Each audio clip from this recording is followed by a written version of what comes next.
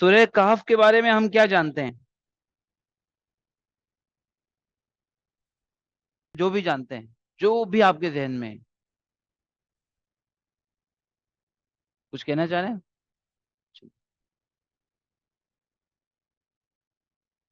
اس کو بہت فضیلت ہے پڑھنے کی، جمعے کی نماز کے بعد۔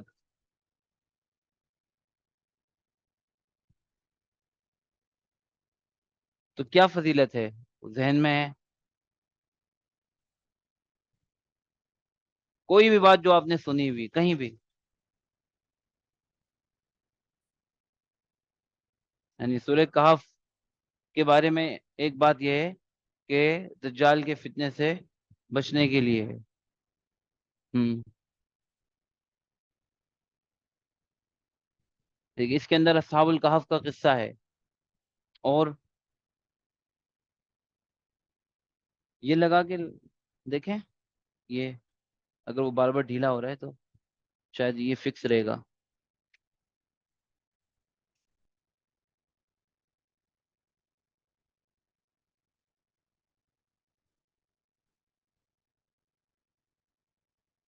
آن تو ہو گئی ہے،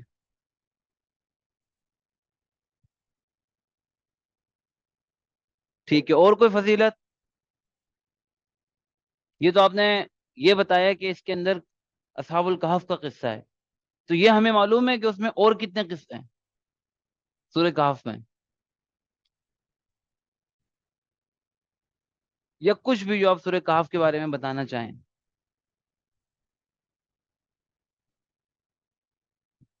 چلیں ٹھیک ہے، تو آج کے سیشن کی تھیم یہ ہے، یہ ایک سیریز ہے، تو انشاءاللہ اس کے درمیان میں ہم اور بھی چیزیں کرتے رہیں گے مختلف ٹاپکس پر نا، لیکن انشاءاللہ دیکھتے ہیں کہ اس کو ذرا سا ہم پوری سورہ کہف کو سیکھیں، یہ انشاءاللہ اس کی کوشش کرتے ہیں۔ تو آج شروع کرتے ہیں، پھر دیکھتے ہیں کیا ہے۔ تو آج کے سیشن کی تھیم یہ ہے کہ نمبر ایک، ہم سورہ کہف کے فضائل کے بارے میں، جو صحیح احادیث کے اندر سورہ کہف کے فضائل ہے، نمبر ایک ہم وہ سیکھیں گے، سمجھیں گے، اور اس سے ہم ایک رزلٹ پہ پہنچنے کی کوشش کریں گے ان فضائل کی روشنی میں، انشاءاللہ وہ بھی آگے واضح ہوتا ہے۔ اور دوسری چیز ہے کہ ہم سورہ کہف کا جو پہلا رکوع یا پہلی 10 آیتیں ہیں، اور انشاءاللہ اسی جب ہم فضائل سمجھیں گے تو سمجھ میں آ جائے گا کہ سورہ کہف کی بھی اہمیت ہے، اور شروع اور آخر کے حصے کی بہت زیادہ اہمیت ہے۔ سورہ کہف کے اندر پھر جو سب سے اہم حصہ ہے، تو شروع کی 10 آیتوں کا ترجمہ اور تفسیر، وہ انشاءاللہ ہم کوشش کریں گے کہ ہم اس طرح سیکھ لیں کہ جب ہم سورہ کہف پڑھیں جمعے والے دن یا کبھی بھی، تو جب پڑھتے ہوئے اس کی میننگ ہمارے ذہن میں آ رہی ہو، اس کا مطلب ہمیں سمجھ میں آ رہا ہو، انشاءاللہ کوشش کریں گے کہ ورڈ ٹو ورڈ اس طریقے سے پڑھ لیں۔ کیا خیال ہے مسلم تھیم؟ یہ تھیم ٹھیک ہے یہ آج کے سیشن کی؟ ٹھیک ہے، تو بسم اللہ کرتے ہیں۔ آج تھوڑا سا آہستہ آہستہ چلیں گے کیونکہ ہم آغاز کر رہے ہیں، اور پھر انشاءاللہ اللہ نے چاہا تو اسپیڈ بڑھا لیں گے جیسے آپ مناسب ہوگا۔ تو سب سے پہلے آ جاتے ہیں سورہ کہف کی فضیلت پر نا۔ تو ہم نے ایسا کیا ہے کہ اہم اہم فضیلتیں جمع کرنے کی کوشش کی ہے، اور ان کو کوئی نہ کوئی چل نہیں رہا،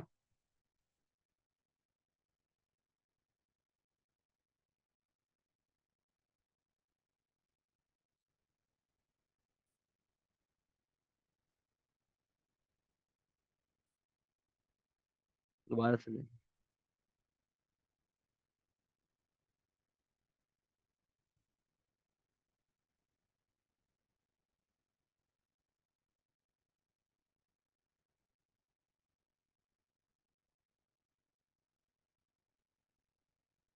ٹھیک ہے،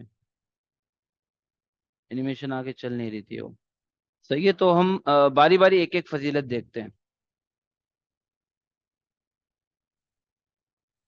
چلیں۔ پہلی پہلی کا مطلب کیا ہے؟ یہ کیا لکھا ہوا ہے؟ سکینت، ٹھیک ہے، یعنی یہ پہلی فضیلت جو ہمیں پتا چل رہی ہے سورہ کہف کی، اس میں بنیادی لفظ ہے سکینت۔ اسی طریقے سے آگے بھی ہم نے ٹائٹل لگایا۔ اچھا، اس کا ہم نے ترجمہ نہیں کیا جان بوجھ کر، وجہ اس کی یہ ہے کہ ہم انشاءاللہ بھی ساتھ ساتھ ترجمہ کریں گے نا، تو پھر وہ زیادہ ذہن نشین ہو جائے گا، تو انشاءاللہ بھولے گا نہیں۔ صحیح ہے، تو آپ ساتھ ساتھ ٹیکسٹ پہ میرے ساتھ رہیے گا، خاص طور پہ جس میں یلو فیلنگ ہے نا جن الفاظ میں، ان پر آپ نے خاص طور پہ توجہ دینی ہے۔ تو پہلے شروع میں حوالہ لکھا ہوگا، گرین کلر کے اندر کہ کس حدیث کی کن کتابوں میں یہ حدیث ہے، پھر صحابی کا نام ہوگا اور اس کے بعد وہ حدیث ہوگی. ٹھیک ہے. تو یہ بخاری مسلم و دیگر کتابوں میں بھی روایت ہے. حضرت برا ابن عازب رضی اللہ تعالیٰ عنہ فرماتے ہیں قال قرأ رجل، قرأ مانے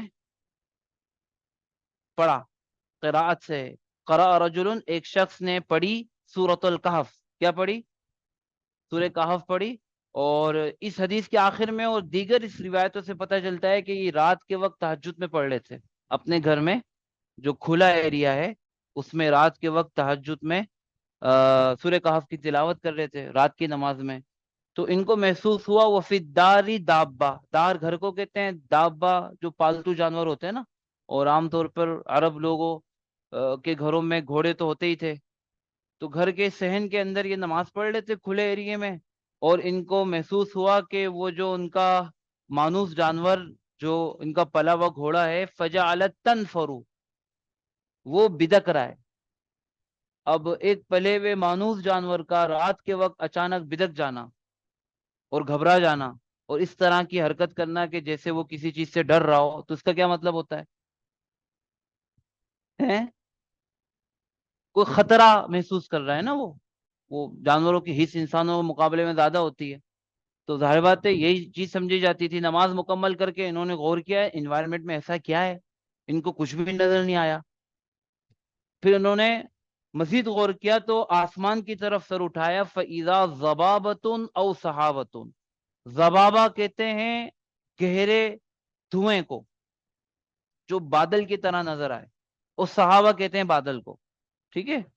تو یہ کہتے ہیں کہ میں نے دیکھا کہ دھوئیں جیسے بادل ہیں یا بادلوں جیسا دھواں ہے، یہ مجھے اپنے گھر کے اوپر نظر آیا، اور غیر معمولی طور پہ میرے گھر پر بہت زیادہ قریب، اور قد غشیت ہوں، اور صرف میرے ہی گھر کو، سارے گھروں کو چھوڑ کر اس نے مطلب ڈھانپا ہوا ہے. اور غیر معمولی طور پہ بادل کبھی بھی اتنے نیچے نہیں اترتے، اور اتنا مطلب ایسا نہیں ہوتا ہے کہ کسی ایک گھر کے اوپر ہی خاص نظر آ رہے ہوں. تو یہ ایک غیر معمولی چیز تھی. لہذا جب اس طرح کی غیر معمولی چیز صحابہ کو پیش آتی تھی تو وہ کس سے ذکر کرتے تھے؟ بتائیں. ہاں، وہ پوچھتے تھے کہ ایسا ایسا واقعہ ہوا. تو صبح کے وقت پھر بعد میں یا کسی وقت اللہ کے نبی صلی اللہ علیہ وسلم سے فذکرہ، ذکر کیا ہے، ذالکہ یہ واقعہ للنبی صلی اللہ علیہ وسلم، آپ علیہ الصلوۃ والسلام نے. اب آپ نے اس پر تبصرہ فرمایا، ان کا نام لے کر کہا. اور یہ جو صحابی تھے جن کے ساتھ یہ واقعہ پیش آیا، ان کا نام تھا اسید، دال کے ساتھ آخر میں کیا نام تھا؟ اسید بن حضیر. یہ انصاری صحابی تھے اور ان کے بڑے سرداروں میں سے تھے، انصاری صحابی تھے. اور جب یثرب میں اسلام پہنچا تو جن لوگوں نے شروع میں بہت بڑا کردار ادا کیا، یعنی مدینہ کے اندر اسلام کے فروغ کے اندر، اللہ کے نبی صلی اللہ علیہ وسلم کے وہاں ہجرت کرنے سے پہلے 1-1.5 سال جن لوگوں نے زبردست محنت کی، ان میں یہ صحابی بھی تھے. اسید روایت کر رہے ہیں برا، اور واقعہ ہے اسید کا. تو ان سے کہا کہ اے اسید، تم سورہ کہف، یعنی قرآن، اور جو قرآن میں سورہ کہف ہے یہ پڑھتے رہا کرو، کوئی گھبرانے کی بات نہیں ہے، اور بلکہ یہ تو خوشخبری کی بات ہے، اچھی بات ہے کہ فَإِنَّ السَّكِينَةَ نَزَلَتْ لِلْقُرْآنِ. کیونکہ یہ جو تم نے منظر دیکھا یہ سکینت تھی کہ جو تمہارے قرآن، یعنی قرآن میں سورہ کہف پڑھنے کی وجہ سے نازل ہوئی تھی. اب یہ سکینت کیا چیز ہے؟ ٹھیک ہے. ہم یہ روایت اور دیگر بہت ساری روایتوں میں، خود احادیث میں ہمیں پتہ چلتا ہے کہ سکینت کا مطلب ہوتا ہے اللہ کی رحمت اور مدد لے کر فرشتوں کا نازل ہونا. سکینت کا مطلب کیا ہوتا ہے؟ ویسے تو سکون سے ہے. سکینت کس سے ہے؟ جب اللہ کی رحمت اور مدد آتی ہے تو بہت سارے کاموں میں سکون ہی ہو جاتا ہے نا. تو سکینت کا مطلب سکون سے ہے. لیکن اس کا مطلب یہ ہوتا ہے جب احادیث میں آتا ہے کہ اللہ کے فرشتے، جن کو اللہ ہی بھیجتے ہیں، کسی چیز پر خوش ہو کر یا کسی خاص معاملے میں اللہ پاک اپنی رحمت و مدد لے کر ان کو بھیجیں. تو اس کا مطلب ہے سورہ کہف کی ایک فضیلت تو یہ ہے کہ جب سورہ کہف پڑھی جاتی ہے تو پھر کیا نازل ہوتی ہے؟ سکینت. اور سکینت کا مطلب کیا ہے؟ ہاں، یہ الفاظ تھوڑے سے یاد کریں نا. اللہ کی رحمت اور مدد لے کر اللہ کے فرشتوں کا نازل ہونا. اللہ کی رحمت اور مدد لے کر اللہ کے فرشتوں کا حاضر ہونا، یہ ہماری احادیث کی ٹرمنالوجی میں یہ کہلاتی ہے سکینت. ٹھیک ہے. یہ ایک فضیلت ہو گئی. دوسری فضیلت ہے نور. اب یہ احادیث جب ہم جمع کر رہے تھے تو کئی قسم کے نور ہمیں نظر آئے، تو اس کا مطلب ہے سورہ کہف کا نور کے ساتھ بھی کوئی تعلق ہے نا؟ اور نور کی میننگ ہمارے ذہن میں کیا آتی ہے؟ روشنی اور روحانیت، ہے نا؟ اور اللہ سے تعلق، کیونکہ اللہ نور السماوات والارض، ہے نا؟ یہ ساری چیزیں آتی ہیں، تو یہ ایک بڑی مثبت چیز ہے، ٹھیک ہے، اور ایک روحانی چیز ہے، اسپرچل لیول کی ایک چیز ہے۔ تو اب ہم پوزیٹیو چیز ہے، ہیں؟ شاید کہہ سکتے ہیں اس کو ہم، ٹھیک ہے۔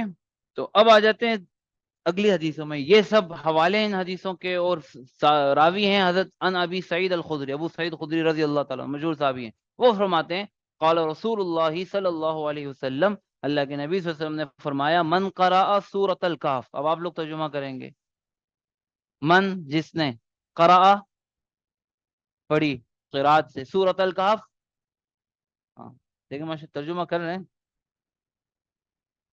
کانت لہو نورن، کانت تو ہو جائے گا، لہو اس کے لیے، نورن نور، اللہ پاک اس کو ایک نور عطا کریں گے، اس کو ایک نور دے دیا جائے گا، مم مقام ہی، مقام کس کو کہتے ہیں؟ جگہ کو، مم مقام ہی کنیکٹڈ پروناؤن ہے، اس کی جگہ سے لے کر الا مکہ، مکہ یعنی بیت اللہ حرام، مسجد حرام، تو مکہ تک اس کو وہ نور کنیکٹ کر دے گا، اپنی اس کی جگہ سے لے کر کہاں تک؟ مکہ یعنی بیت اللہ تک، ٹھیک ہے۔ اب ظاہر بات ہے یہ کوئی نظر آنے والی چیز تو ہے نہیں، ہے نا؟ ایک روحانی چیز ہے، اب اللہ ہی جانتا ہے اس کی مکمل حقیقت کیا ہے، البتہ یہ ہے کہ اللہ سورہ کہف کے پڑھنے سے ایک نور عطا کرتے ہیں، جو اس کو اپنی اس جگہ سے جہاں بھی دنیا میں ہے، یہ ایک کنیکٹ کر دیتا ہے اس کو بیت اللہ سے۔ اچھا، یہ ہمیں پتا ہے کہ دنیا میں سب سے زیادہ اللہ کا نور کہاں نازل ہوتا ہے؟ سب سے زیادہ نورانی مقام کون سا ہے؟ بیت اللہ۔ سب سے زیادہ نورانی مقام کون سا ہے؟ ہاں، ان دنیا میں سب سے پہلا گھر بھی وہی ہے نا؟ ان خود قرآن کریم میں ہے، ان اول بیت وضع للناس للذی ببکہ، سب سے پہلا گھر کے جو بنایا گیا وہ کیا ہے؟ وہ مکہ میں ہے، یعنی یہ بیت اللہ میں ہے۔ اور ہمیں احادیث میں پتہ چلتا ہے کہ اس دنیا کی تخلیق کی ابتدا بھی اس پوائنٹ سے ہوئی ہے، جو ڈیٹیل ہے آسمان و زمین کی تخلیق کی احادیث میں ملتی ہے، تو دنیا کا یا زندگی کا نقطہ آغاز بھی وہی جگہ ہے نا؟ اور اللہ کا، اب دیکھیں کتنے لوگ نور لوٹنے کے لیے جا رہے ہیں نا حج کے لیے، سب لوگ جاتے ہیں، جب بھی جاتے ہیں بار بار جاتے ہیں، اپنا دامن بھر کر ہی آتے ہیں، ہے نا؟ اور پھر وہاں کی باتیں اور وہاں کی نورانی چیزیں، ان کا تذکرہ ختم ہی نہیں ہوتا۔ تو سب سے زیادہ جو نور نازل ہوتا ہے اللہ کا، وہ بیت اللہ میں نازل، پھر وہاں سے پوری دنیا کے اندر تقسیم ہوتا ہے، ٹھیک ہے۔ تو بیت اللہ سے کنیکٹ ہونے کا مطلب کیا ہے؟ ایک ایسی جگہ جہاں بہت بڑی مقدار میں اللہ کا نور نازل ہو رہا ہے، ہم وہاں سے کیا ہو جائیں؟ کنیکٹ ہو جائیں۔ تو یہ پوزیٹیو ہے یا نیگیٹو ہے؟ ٹھیک ہے۔ اچھا، یہ ایک حصہ ہے۔ اگلا حصہ ہے ومن قرأ، آپ لوگ ترجمہ کریں، من مانے جو، یا جس نے، اور جس نے قرأ پڑھ لیا ہو، 10 آیات، عشر کس کو کہتے ہیں؟ 10 کو، عاشورہ جو ہم کہتے ہیں نا محرم کی 10 تاریخ کو، وہ عشور سے ہے، ٹھیک ہے، عاشورہ بھی عشور سے ہے، 10واں۔ تو 10 آیات پڑھ لے، من آخریہا، آخری 10 آیتیں جو سورہ کہف کی پڑھ لے، کتنی آیتیں؟ اچھا، یہ تو پوری سورہ کہف کی فضیلت تھی، یہ آخری 10 آیتیں کی، ثم خرج الدجال، تو اگر اس کی زندگی میں یا اس کے سامنے اگر سب سے بڑا فتنہ دجال نکل جائے گا، خروج کہتے ہیں، دجال کا خروج ہو جائے گا، لم یضرہ، تو اتنا بڑا، جتنا بھی بڑا فتنہ ہو، اس شخص کو نقصان نہیں پہنچا سکتا۔ یہ لم یضر، یہ ضرر سے ہے، اردو میں کہتے ہیں ضرورت، ضرورت اور ضرر، اور لم یضرہ یہ ایک ہی لفظ ہے، ٹھیک ہے۔ تو 2 فضیلت ہو گئی، آگے کچھ اور دیکھیں، ایک اور ہے، یہ بھی شروع میں حوالے ہیں، یہ بھی ابو سعید خدری رضی اللہ تعالیٰ عنہ کی حدیث ہے، وہ فرماتے ہیں من قرأ سورۃ الکہف، ترجمہ کریں، ماشاء اللہ، فی یوم الجمعہ، اب ایک خاص دن آ گیا، جمعے والے دن، تو اضاء، یہ ضوء سے ہے، ضوء، ضوء کسے کہتے ہیں؟ ضوء، یہ بھی روشنی کو کہتے ہیں، ضوء کس کو کہتے ہیں؟ روشنی کو کہتے ہیں۔ تو اضاء لہ من النور، اس کے لیے ایک نور روشن کر دیا جاتا ہے. اس کے لیے کیا کر دیا جاتا ہے؟ ایک نور خاص اس کے لیے روشن کر دیا جاتا ہے. اب یہ کہیں سے کنیکٹ نہیں کر رہا اس کو، مطلب یہ اس کے پاس ہی ہے. اور یہ نور کب تک رہتا ہے؟ ما بین الجمعتین، ایک جمعے سے لے کر، یعنی تقریباً 7 دن، 7.5 دن بھی کہہ سکتے ہیں آپ. ایک جمعے سے لے کر اگلے جمعے تک اس کے ساتھ ایک نور ہوتا ہے، اللہ کی طرف سے روشن کر دیا جاتا ہے. تیسری چیز، حضرت عبداللہ بن عمر رضی اللہ عنہ کی حدیث ہے کہ قال رسول اللہ صلی اللہ علیہ وسلم من قرأ سورۃ الکہف، ترجمہ کریں، فی یوم الجمعہ، سوتیا، سوتی کا مطلب ہوتا ہے کسی چیز کا نیچے سے اوپر بلند ہونا. عام طور پہ روشنی کے لیے کہا جاتا ہے یہ، ٹھیک ہے. سورج کی روشنی طلوع ہوتے وقت جس طرح بلند ہوتی ہے، فجر صادق کے لیے کہا جاتا ہے، صبح صادق ہوتی ہے نا، تو ایک نور بلند کیا جاتا ہے، نور اٹھایا جاتا ہے. نور سطح لہ نور من تحت قدمہ، قدم کسے کہتے ہیں؟ پیروں کو. تحت مانے نیچے، تو اس کے پیروں کے نیچے سے، یعنی اس کی جگہ سے ایک نور اٹھایا جاتا ہے، بلند کیا جاتا ہے. الا عنان السما، عنان کہتے ہیں کنارے کو، دور کنارے کو. اور سما کس کو کہتے ہیں؟ آسمان. سماؤن، آسمان. تو دور آسمان کے کنارے تک اس کے پیروں سے لے کر وہ آسمان کے کنارے تک، یا آسمان کے نور سے اس کو کنیکٹ کر دیا جاتا ہے، مربوط کر دیا جاتا ہے، ملا دیا جاتا ہے. اور یہ صرف، اس میں 3 فضیلتیں ہیں. یہ تو ایک بات ہوگی، یہ صرف دنیا میں نہیں ہے، بلکہ یضیء لہ یوم القیامہ، اسی نور کو جو سورہ کہف کی وجہ سے حاصل ہوا، جو دنیا میں اس کے ساتھ تھا، السلام علیکم، اسی آسمان سے اس کو کنیکٹ کر رہا تھا، اسی نور کو اس کے لیے قیامت میں بھی روشن کیا جائے گا.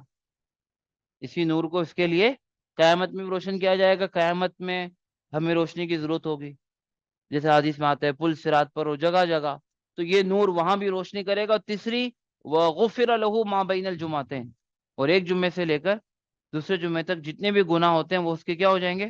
معاف ہو جائیں گے. ٹھیک ہے. یہاں عام طور پہ کہا جاتا ہے چھوٹے گناہ، ٹھیک ہے، کیونکہ بڑے گناہ کے لیے دیگر حدیث ہمیں بتایا ہے کہ توبہ ضروری ہے. اور توبہ کا مطلب ہوتا ہے دل کی ندامت. توبہ کا مطلب کیا ہوتا ہے؟ دل کی شرمندگی. تو اگر ہم یہ پڑھ لیں اور دل میں ندامت بھی ہے تو انشاءاللہ سارے گناہ معاف ہو جائیں گے. اور ویسے ہی پڑھ لیں تو چھوٹے گناہ معاف ہو جائیں گے. ٹھیک ہے. یہ ایک اور حدیث دیکھیں، بیداری، یہ ذرا غور کرنے کی حدیث ہے. یہ حضرت عائشہ رضی اللہ تعالیٰ عنہ کی حدیث ہے. حدیث کی شروع میں کچھ اور بھی ڈیٹیل ہے، حدیث کے آخر میں یہ ہے، وہ ایک ٹوٹکا بتاتی ہے، اللہ کے نبی صلی اللہ علیہ وسلم سے نقل کرتے ہوئے نا ایک نسخہ بتاتی ہے، ایک طریقہ، کہ من قرأ، جو آپ ترجمہ کریں، من قرأ خمس، 5 الاواخر، آخری 5 آیتیں پڑھ لے، تذکرہ سورہ کہف کا چل رہا ہے، آخری 5 آیتیں پڑھ لے، عند نومہ، نوم کہتے ہیں اس کو، ہاں، سوتے وقت، کوئی سوتے وقت آخری 5 آیتیں پڑھ لے، تو اب اس کی برکت یہ ہوگی کہ بعثہ اللہ، بعث، بعث بعد الموت، موت کے بعد اٹھنا، تو بعث کے معنی ہوتے ہیں اٹھانا. بعثہ اللہ، اللہ اس کو اٹھا دیں گے، من ای اللیل شاء، وہ جس حصے میں رات کے اٹھنا چاہے، ہے نا، الارم ہے یہ. تو اس کا کیا مطلب؟ ذرا ڈیپر لیول پر سوچیں کہ یہ قرآن کریم کو اللہ نے کوئی الارم کلوک بنا کے تو نازل نہیں کیا نا، آیتیں پڑھو اور اٹھ جاؤ. اصل مقصد کیا ہوگا اس کا؟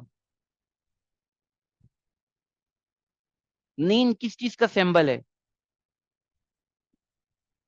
کیا ہمیں آس پاس کی دنیا کا ہوش ہوتا ہے نیند میں؟ جو اس حالت میں کہ جب آپ کو آس پاس کی دنیا کا ہوش نہ ہو، تو ایسی حالت کو کیا کہتے ہیں؟ ہاں، ہیں، بے ہوشی. اور اس سے تھوڑا ہلکا لفظ بول دیں، نیند میں تو ہے ہی نا وہ، غفلت کہتے ہیں. کیا کہتے ہیں؟ انسان نیند میں کس حالت میں ہوتا ہے؟ غفلت کی حالت میں ہوتا ہے، اس کو پتہ نہیں چلتا. اور سورہ کہف کی کچھ آیتیں اس کو اس غفلت سے کیا کر سکتی ہیں؟ اٹھا سکتی ہیں، یعنی بیدار کر سکتی ہیں. تو اصل میں تو قرآن یا سورہ کہف یہ والے نیند سے اٹھانے کے لیے نہیں آئی، بلکہ غفلت کی نیند سے اٹھانے کے لیے آئے. اصل تو قرآن اس لیے نازل ہوا نا، ایسے تو ہی کہ الارم کا کام لے لیں اس سے، ٹھیک ہے، وہ بھی ہو رہا ہے، لیکن اصل کام یہ ہے کہ کون سی غفلت کو ختم کرتا ہے یہ جو ایمانی غفلت ہوتی ہے یا آخرت سے غفلت ہوتی ہے یا دین سے غفلت ہوتی ہے، ٹھیک ہے، یا اللہ سے غفلت ہوتی ہے.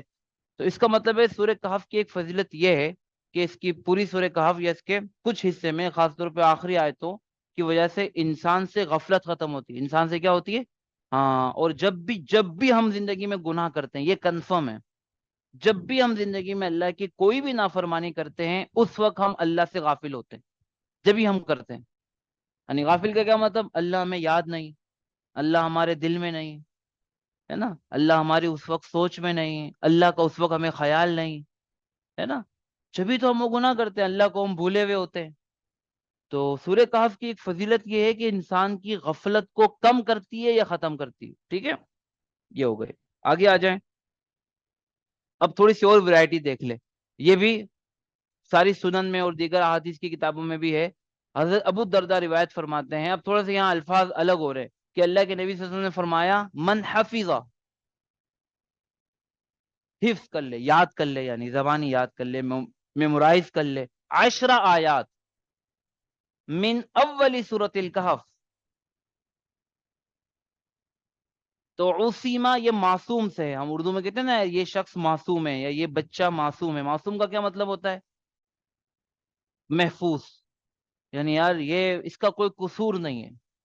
ٹھیک ہے، تو اسی سے ہے عصیما، کہ اس شخص کی حفاظت کر لی جائے گی یا اس کو بچا لیا جائے گا من فتنۃ الدجال. کس سے؟ دجال کے فتنے سے. ٹھیک ہے، یہ شروع کی 10 آیتیں. اب یہ دوبارہ روایت آ رہی ہے کہ من قرأ، ترجمہ کریں، العشر الاواخر من سورۃ الکہف. سیم جملہ ریپیٹ ہو رہا ہے، عصم من فتنۃ الدجال. یہ آخری 10 آیتوں کی وہی سیم فضیلت ہے. اچھا جی، اب ایک اور نہیں ہے. اللہ کے نبی صلی اللہ علیہ وسلم نے فرمایا من قرأ، ترجمہ کریں، 3 آیات، 3 آیتیں. کہاں کی 3؟ من اولی سورۃ الکہف، سورہ کہف کے سیم فضیلت ریپیٹ ہو رہی ہے، عصیما من فتنۃ الدجال. ٹھیک ہے، ایک آدھ حدیث اور دیکھ لیتے ہیں. مکمل سورہ کہف. حضرت علی رضی اللہ تعالیٰ عنہ کی حدیث ہے کہ اللہ کے نبی صلی اللہ علیہ وسلم نے فرمایا من قرأ الکہف یوم الجمعہ فہو معصوم. ابھی ترجمہ کیا بتایا میں نے معصوم کا؟ محفوظ. تو اسے بچا لیا جائے گا 8 ایام. 8 ایام دین ہے، 8 دن تک. اب یہ نئی فضیلت ہے، من کل فتنہ، ہر فتنے سے. بہت بڑی فضیلت. فتنے بہت ہیں یار، ہر فتنے سے جو بھی فتنہ تکون، جو بھی پیش آئے گا اس کو اللہ پاک بچا لیں گے. اور سب سے بڑا فتنہ فین خرج الدجال، اگر اس کی زندگی میں ایسا کوئی موقع آ گیا تو عصم من، اس سے بھی بچا لیا جائے. ٹھیک ہے، یہ بہت زبردست ہے. یہ دیکھ لیں. عبداللہ بن مغفل رضی اللہ تعالیٰ عنہ فرماتے ہیں کہ اللہ کے نبی صلی اللہ علیہ وسلم نے فرمایا البیت، بیت کا ترجمہ کیا ہے؟ بیت اللہ کا ترجمہ کیا ہے؟ اللہ کا گھر. تو بیت مانے کیا ہوتا ہے؟ گھر. البیت الذی، وہ گھر کہ تقرأ، پڑھیں، قرات کی جاتی ہے یعنی پڑھا جاتا ہے، فی ہی، جس گھر میں، کیا چیز؟ تو لا يدخلہ شیطان، دخول سے ہے، انٹر. لا يدخلہ، داخل نہیں ہوتا ہے، شیطان، یہ کامن ناؤن ہے، مطلب کسی بھی قسم کا شیطان. شیطانوں کی بہت ساری قسمیں، کچھ واقعی میں شیطان ہوتے ہیں، کچھ انسان نما شیطان ہوتے ہیں، کچھ شیطان نما انسان ہوتے ہیں. تو یہ شیطانون، یعنی دیکھیں حدیث میں یا قرآن میں کوئی بھی لفظ آتا ہے اس کے پیچھے ایک ریزن ہوتا ہے.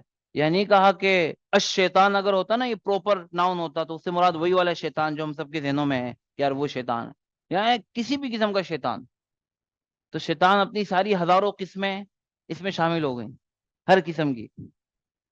تلک اللیلہ، اس رات، اس گھر میں شیطان، کسی بھی قسم کا شیطان داخل نہیں ہو سکتا. یہ حفاظت کا بھی عمل ہے نا، کیونکہ جو چور، ڈاکو یا لٹیرے، وہ بھی ایک قسم کے شیطان ہیں انسانوں کے روپ میں نا. جو شر کو پھیلانے والے ہیں وہ شیطانوں کے کردار ادا کرتے ہیں نا.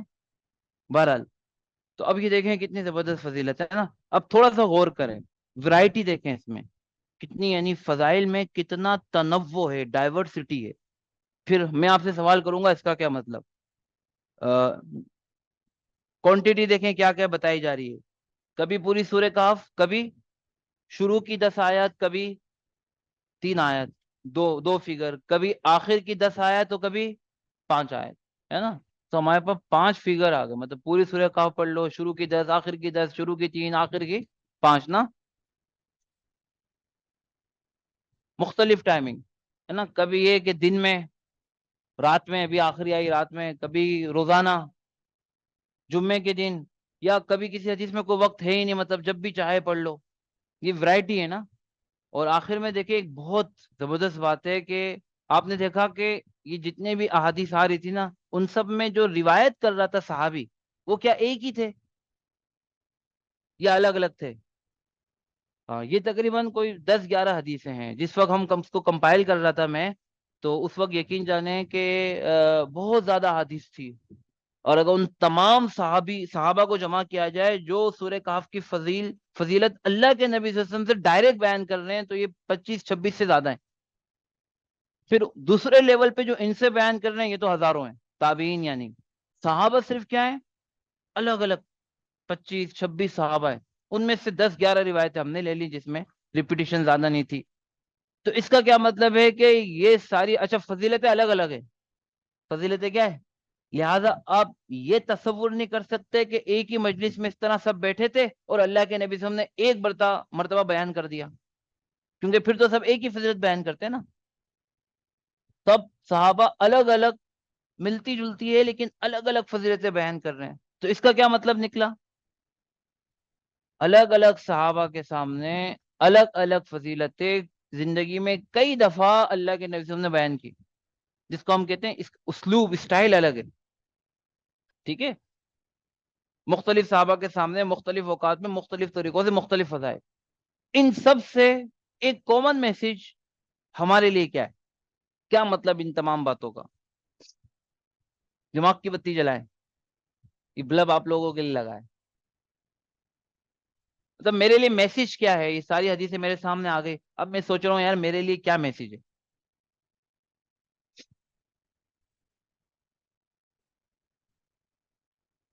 تلاوت کرنی چاہیے پوری سورہ کہف کی. اور یعنی ایک عام سمجھ بوجھ والا بھی, ایک نارمل انسان, اگر کوئی کامن سینس کے استعمال کرتے ہوئے کوئی اس سے میسج لینا چاہے تو کیا میسج لے گا.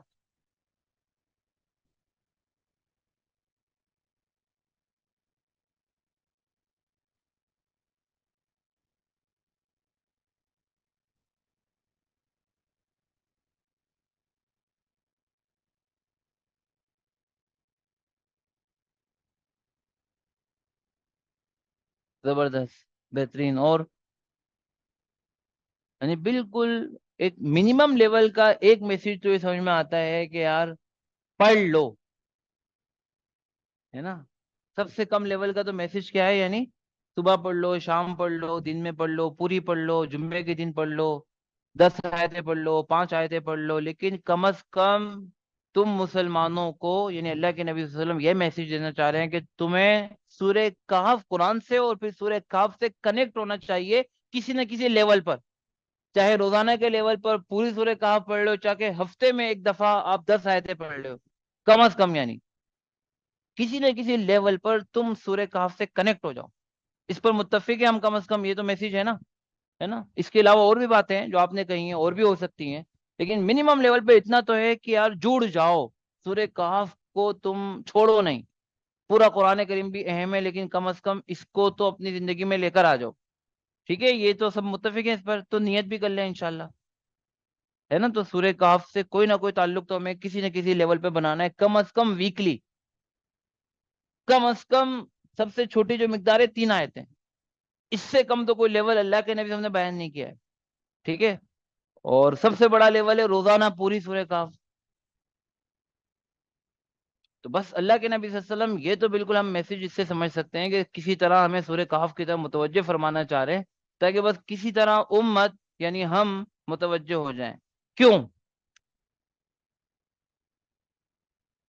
زبردست، بہترین بات. اور اور نور آ جائے، ہر قسم کے فتنے سے بچ جائیں، دجال کے فتنے سے بچ جائیں. آپ بتائیں نا کیوں؟ مطلب اللہ کے نظم اتنی فکر کیوں کر رہے ہیں کہ یار کوئی نہ، ہر فرد کسی نہ کسی لیول پہ سورہ کاف سے جڑ جائے.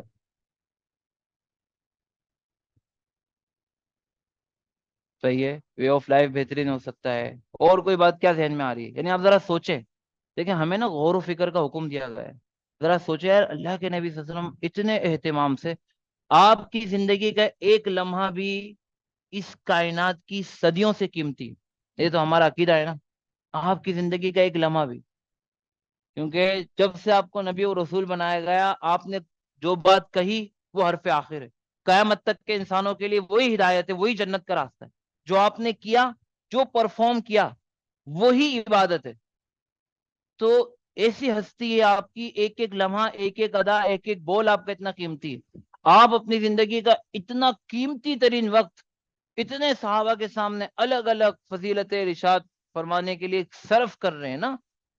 تو مطلب یہ ہے کہ آپ سے زیادہ وقت کو کوئی اچھا یوٹیلائز، اتنی اہمیت ہوگی جبھی تو اتنا وقت دے رہے ہیں، ہے نا. آپ سے زیادہ قیمتی وقت تو دنیا میں کسی کا نہیں تھا. آپ سے بڑا ویژن بھی دنیا میں کسی کا نہیں تھا. اور ایسا سوچ بھی نہیں سکتے کہ نعوذ باللہ آپ اپنے ویژن سے ہٹ کر کسی کم اہمیت والی چیز پر فوکس کریں.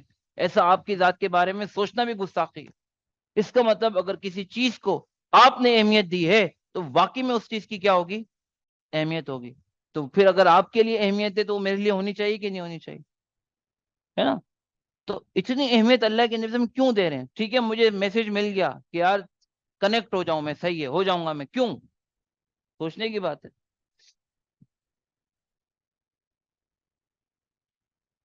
بالکل. اس سورہ کہف میں ہدایت یا فتنوں سے بچنے کے لیے ایسی چیزیں ہوں گی، امت بھٹک نہ جائے، وہ اس پہ غور کرے گی تو ہو سکتا ہے کور ہو اس کے اندر کوئی نا. تو ہمیں یہی ڈسکور کرنا ہے، یہی ہمیں ایکسپلور کرنا ہے، یہی ہمیں سمجھنا ہے. بیسیکلی اصل لفظ ہوگا اس کے علاوہ، اس کے لیے عربی میں فہم. ہم کو یہ سمجھنا ہے کہ یار ایسا کیا ہے اس کے اندر نا. اچھا ویسے جو ہم نے حدیثی روایتیں پڑھ لی ہیں اس سے ہمیں سمجھ میں آ رہا ہے کہ بڑی بڑی تین فضیلت تو یہ ہیں: سکینت، کئی قسم کے نور، اور بیداری، غفلت سے بیداری. ٹھیک ہے کہ بھئی اللہ کے فرشتے اللہ کی رحمت مدد لے کر نازل ہوں، ہم زمین آسمان سے نور سے جڑ جائیں.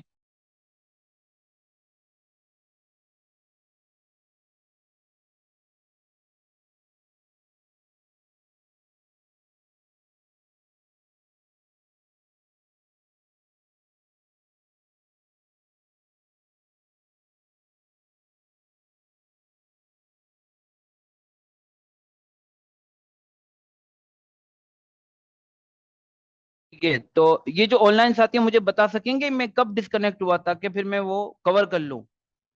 کوئی پلیز بتا سکے گا؟ السلام علیکم. اسی سلائڈ پہ ڈسکنیکٹ ہوئے تھے. اسی سلائڈ پہ ہوا تھا. ٹھیک ہے، بس پھر تو ہم اس سے آگے گئے نہیں ہیں.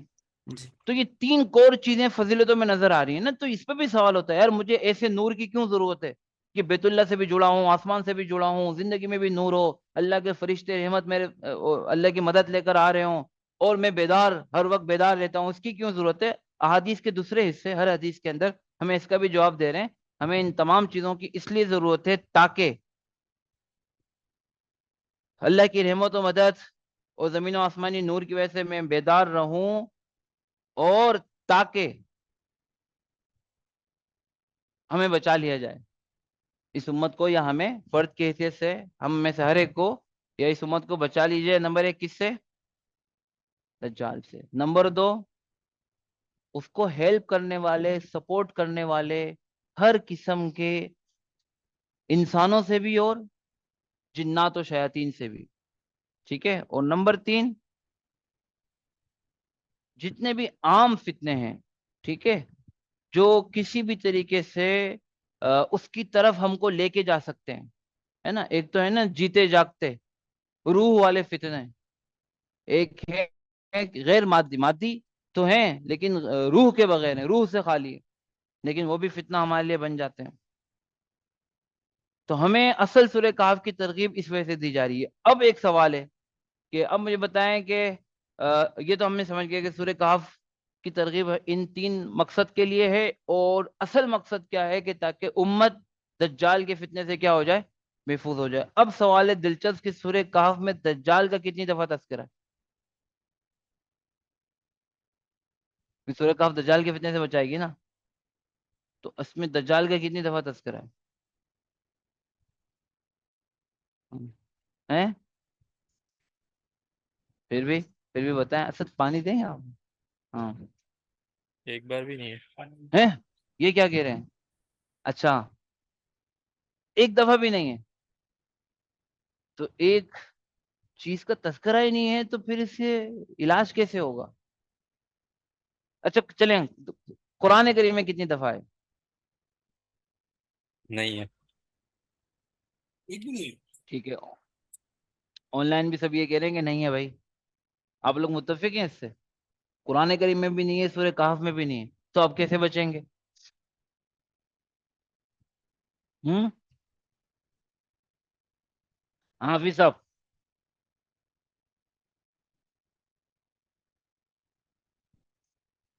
اس کا مطلب ہم جی،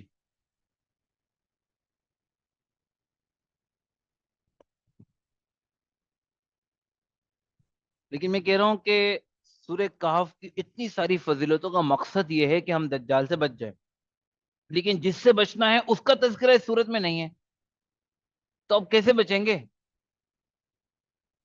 اس کا ہاں، اب اس میں اصل بات یہ، اس کا مطلب ہے کہ ہمیں اللہ کے نبی صلی اللہ علیہ وسلم یہ چاہ رہے ہیں کہ ہے اسی کے اندر، چاہے نام ہے یا نہیں لیکن ہے اسی کے اندر، تم نے کیا کرنا ہے؟ غور و فکر کرنا ہے، سمجھنا ہے، سمجھے بات؟ تو اب اس کو اگر ہم کیسے سمجھیں گے ہم؟ یہاں ایک سوال ہے کہ جو ساری فضیلتیں جو ہم نے پڑھی، اس کا یہ اگر ہم سمجھ کے پڑھیں گے تو حاصل ہوگی، یا بغیر سمجھے بھی پڑھ لیں گے تو حاصل ہو جائے گی؟ ہیں؟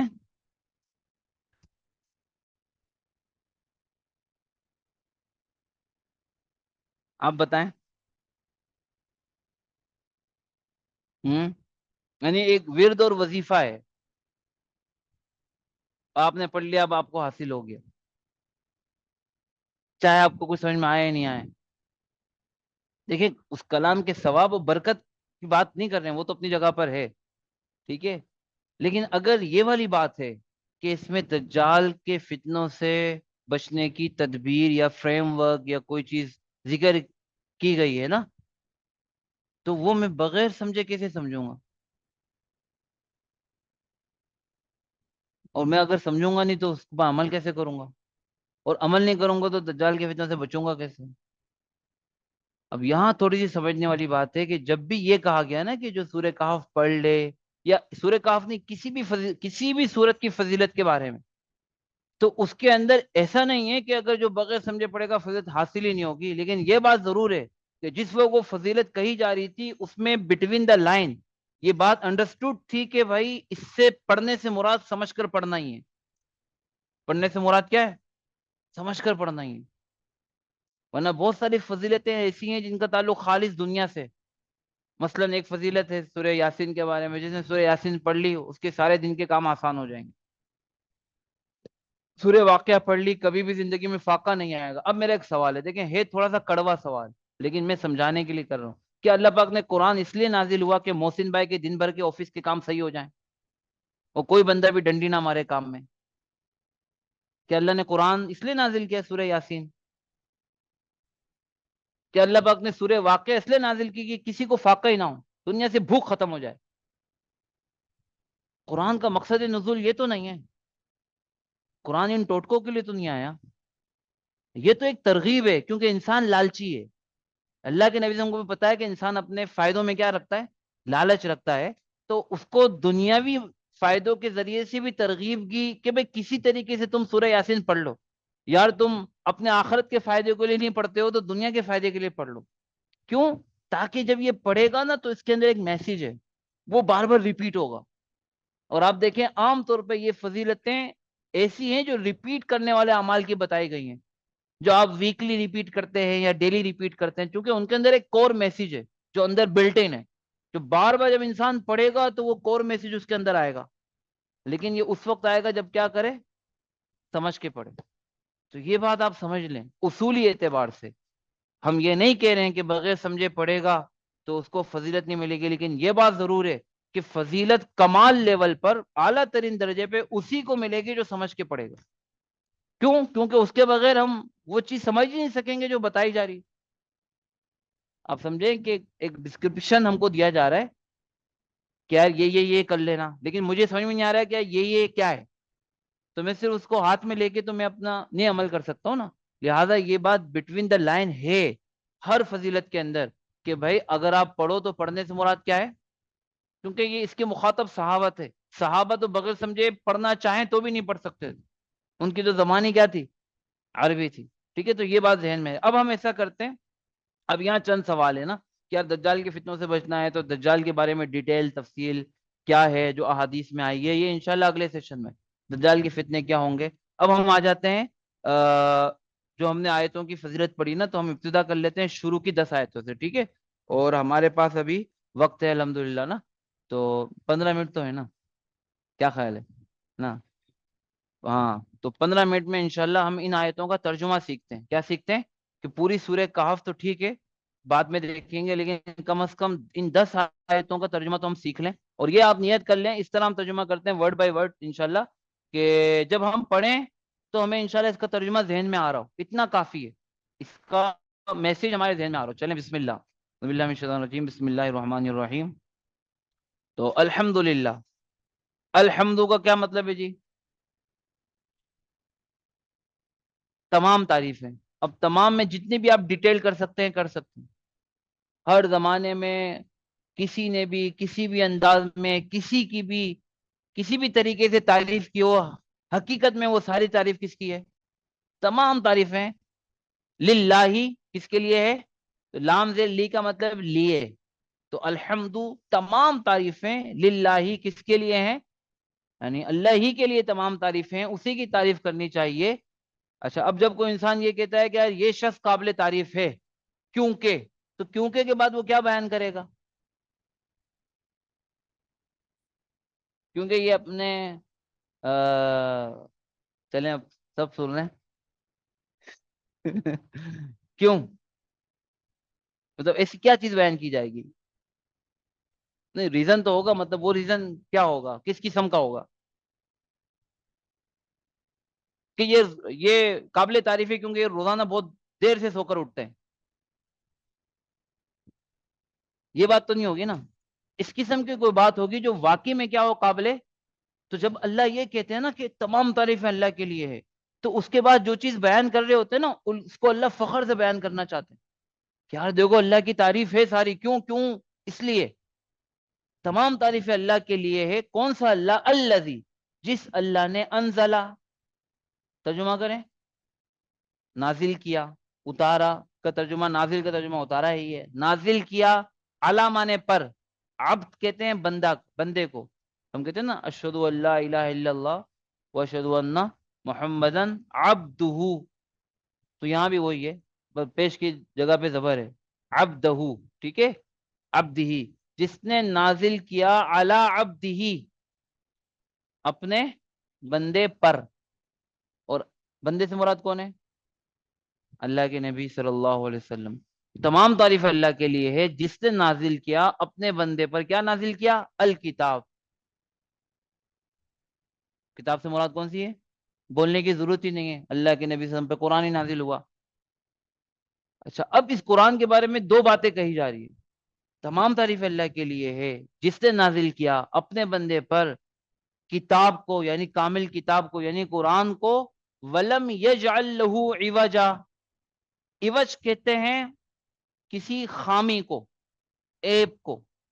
اور فزیکل یہ کہتے ہیں کہ اگر مثلا کوئی چیز بالکل سیدھی ہو، سیدھی ہونا چاہیے، اور اس کے اندر تھوڑا سا، یعنی کوئی ستون ہے، کوئی لکڑی ہے، اس کے اندر تھوڑا سا وہ کرو ہو جائے، مڑ جائے، ٹیڑھی ہو جائے مثلا. اور اصل میں کہتے ہیں کسی بھی ایپ کو.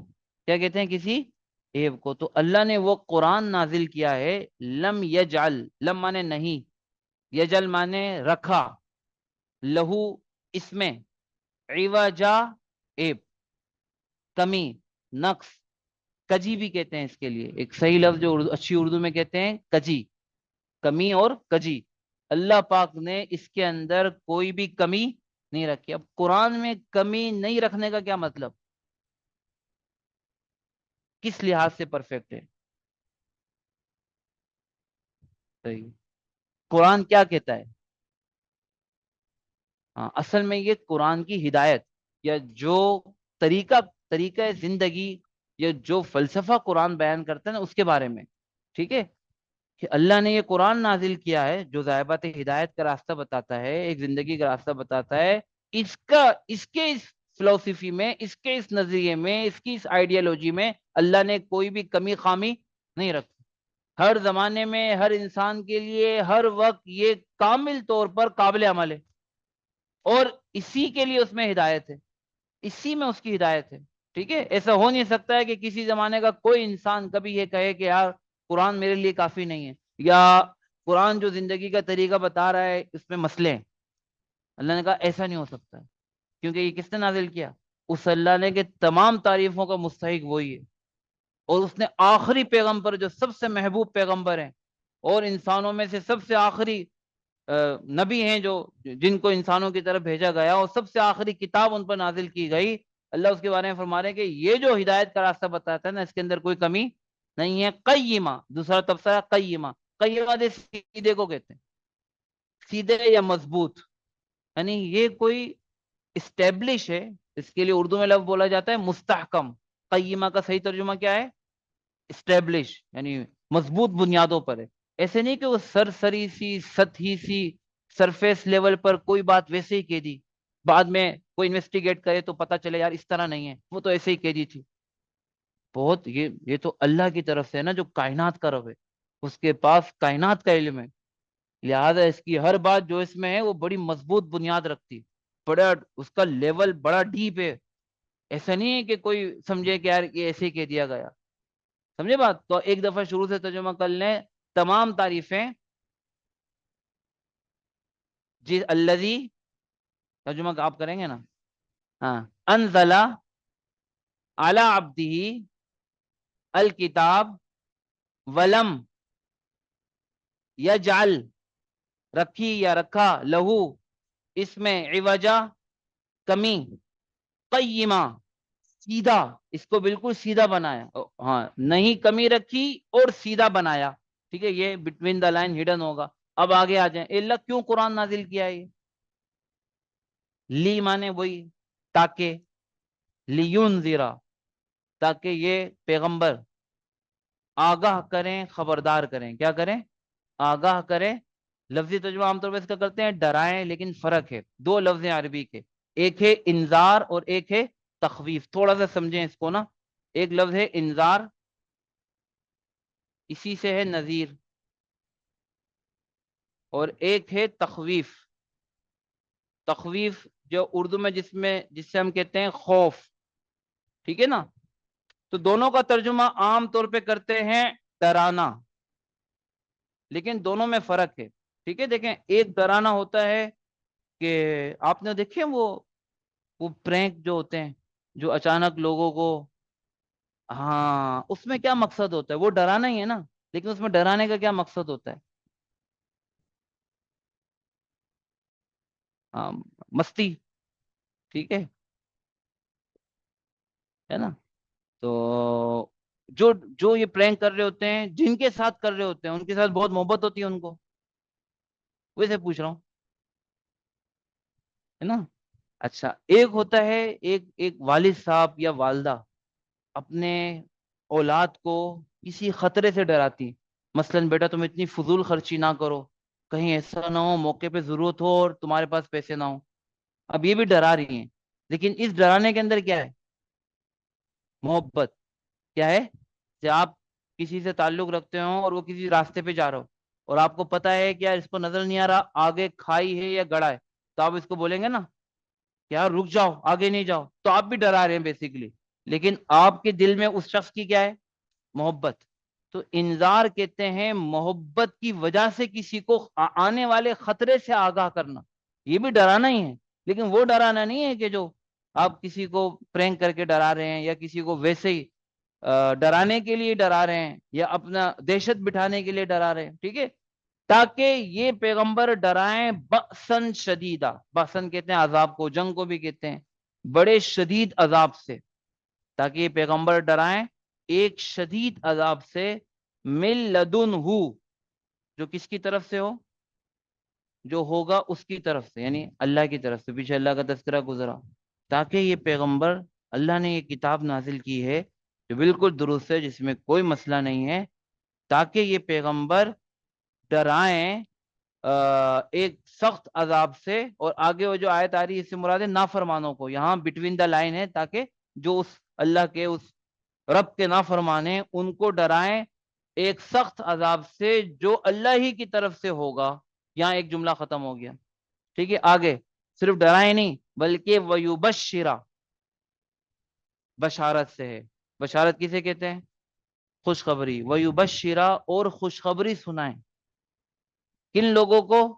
المؤمنین، میں نے عرض کیا تھا نا یہاں مراد کیا ہے؟ مؤمنین کے مقابلے میں جو نافرمان ہے، ٹھیک ہے، اور یہاں ہے بشارت سنائے ایمان والوں کو، لیکن ہر ایمان والا نہیں، یہ قرآن کریم کی عادت ہے، کہیں شارٹ کٹ اس معاملے میں اس نے نہیں لیا، ہمیشہ یہ پورا ڈسکرائب کر دیتا ہے کہ میں جن ایمان والوں کی بات کر رہا ہوں وہ کون ہے، ہمیشہ آپ دیکھیں گے قرآن کریم میں وہ ایمان والے الذین یعملون، عمل کرتے ہیں، الصالحات، نیک، اچھے اچھے، اور تاکہ یہ پیغمبر خوشخبری سنائے، بشارت سنائے، الذین، ان لوگوں کو، یعملون، جو عمل کرتے ہیں، الصالحات، نے کس چیز کی بشارت؟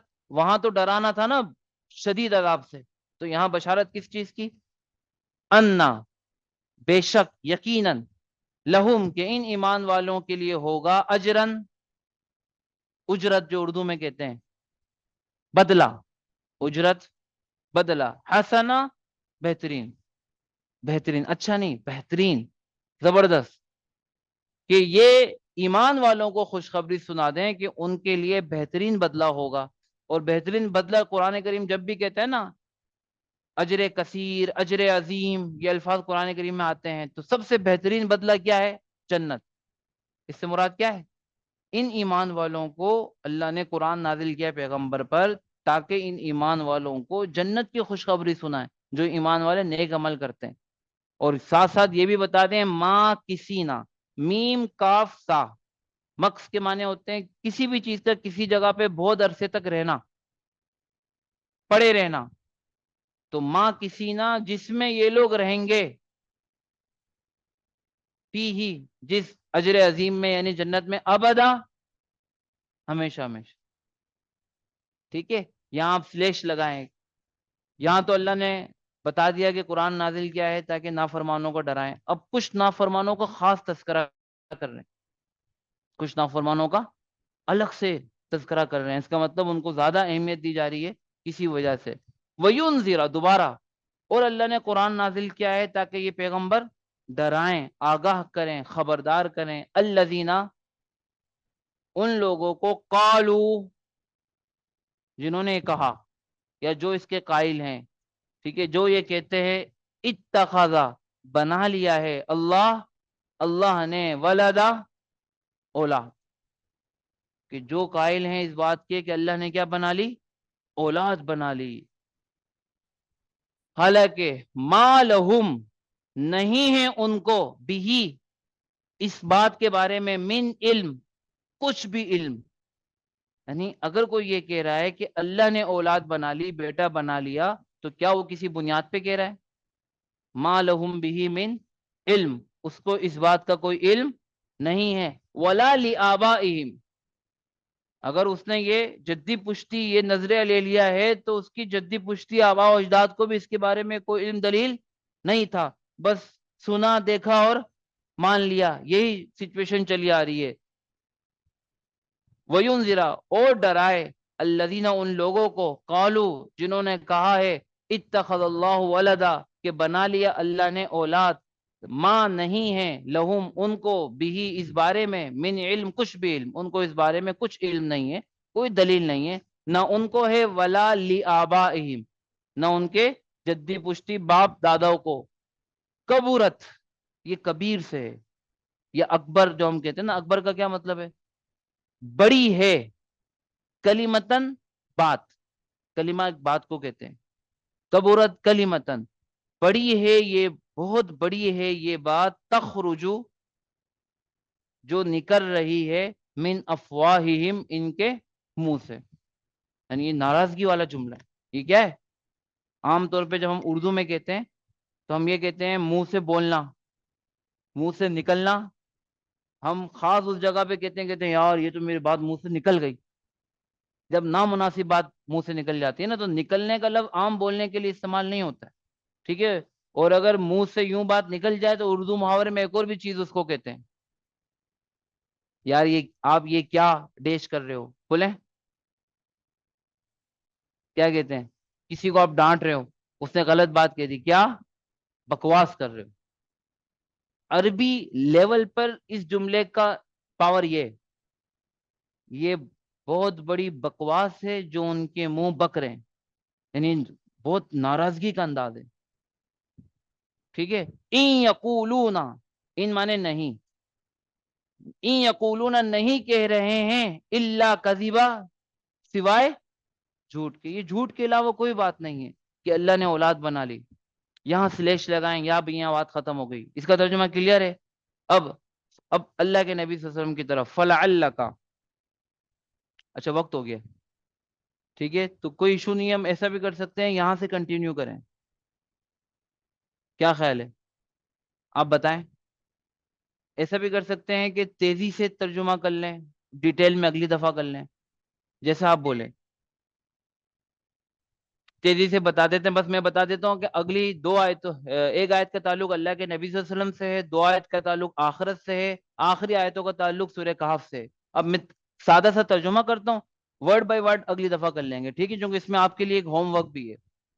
فلعلک، اب یہ صورت ہے مکی صورت، مکہ میں نازل ہوئی، اور خاص طور پر ہمیں اندازہ ہوتا ہے ایگزیکٹ قرآن کے کسی بھی حصے کے بارے میں ہم یہ تو نہیں کہہ سکتے خاص اس وقت نازل ہوا، ہاں یہ کہہ سکتے ہیں یہ مکہ میں نازل ہوا اور یہ مدینے میں نازل ہوا۔ تو مکہ میں پھر کئی دور ہیں اللہ کے نبی کی دعوت کے، جو آخری زمانہ تھا نا ہجرت سے پہلے پہلے، وہ زمانہ مسلمانوں کے لیے اور اللہ کے نبی صلی اللہ علیہ وسلم کے لیے بہت تکلیف دیتا، یعنی بہت بڑی تکلیفیں تھی، بڑی مشقتیں تھی۔ تو بہت سارے لوگوں کا کہنا ہے کہ یہ صورت اس زمانے میں نازل ہوئی کہ جس زمانے میں مسلمانوں کے لیے حالات بڑے پریشان تھے، اور اللہ کے نبی صلی اللہ علیہ وسلم کوشش کر رہے تھے کہ کسی طریقے سے یہ جو ایلیٹ کلاس ہے نا، جو مکہ کے جو سردار ہے نا، کم از کم یہ ایمان لے آئیں۔ کیوں؟ کیونکہ اگر یہ ایمان لے آئیں گے کہ سارے مسائل انہوں نے پیدا کیے ہیں، ایمان نہیں بھی لاتے تو کم از کم یہ مخالفت نہ کریں۔ آپ بڑی کوشش کرتے تھے لیکن ایسا ہو نہیں پا رہا تھا، تو اللہ کے نبی صلی اللہ علیہ وسلم اب سوچتے ہوں گے، دیکھیں ایک سادہ سی مثال ہے، ایک بندہ ایک چیز کو کسی کو سمجھانا چاہ رہا ہے، یوں کہہ دیں، ایک آپ میں مارکیٹنگ میں سے ہے ہمارے یہاں کوئی، کون ہے؟ آپ ہیں؟ تو اگر آپ کوئی چیز سیل آؤٹ کرتے ہیں، سروس یا پروڈکٹ، اور کوئی بھی نہیں خریدتا، تو پہلا سوال کس چیز پہ اٹھے گا؟ آپ کو جو پرسنل، آپ کو کیا خیال آئے گا؟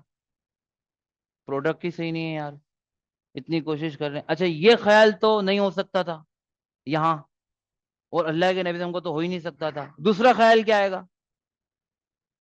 میں صحیح سے اس کی مارکیٹ نہیں کر رہا ہوں۔ تو اللہ کے نبی صلی اللہ علیہ وسلم کو فطری ایک تقاضا تھا کہ جب اتنا سمجھانے کے باوجود بھی وہ لوگ نہیں سمجھ رہے تھے، تو یہ خیال آتا ہوگا کہ شاید میں صحیح طرح ان کو سمجھا نہیں پا رہا ہوں، ٹارگیٹ نہیں کر پا رہا ہوں، تو یہ اللہ تسلی دے رہے ہیں کہ ایسا نہیں کریں، ایسی بات نہیں ہے۔ فلعلک، لگتا ہے ایسے، لعل لگتا ہے ایسا ہے، کا مانے آپ، اے نبی آپ، اے محمد آپ، لگتا ہے ایسا ہے شاید کہ آپ باخعون، ہلاک کر دیں گے۔ یہ اس ہلاکت کو کہتے ہیں جو غم کے مارے ہوتی ہے، جو گٹ گٹ کر ہوتی ہے نا، شاید آپ اپنے آپ کو ہلاک کر دیں گے، نفس کا اپنے آپ کو، علی آثارہم، ان لوگوں کے پیچھے، یہ کافر مشرک۔ کیوں؟ ان لم یؤمنوا، اگر یہ ایمان نہ لائیں، بہذا الحدیث، اس قرآن، اس دین پر، حدیث بات کو کہتے ہیں، اسفا، آپ اپنے آپ کو ہلاک کر دیں گے، اسفا مارے غم کے، افسوس کے۔ ایسا لگتا ہے کہ آپ اپنے آپ کو ہلاک کر دیں گے، ایسا نہیں کریں، اس طرح نہیں کریں، یہ آپ کا کوئی قصور نہیں ہے۔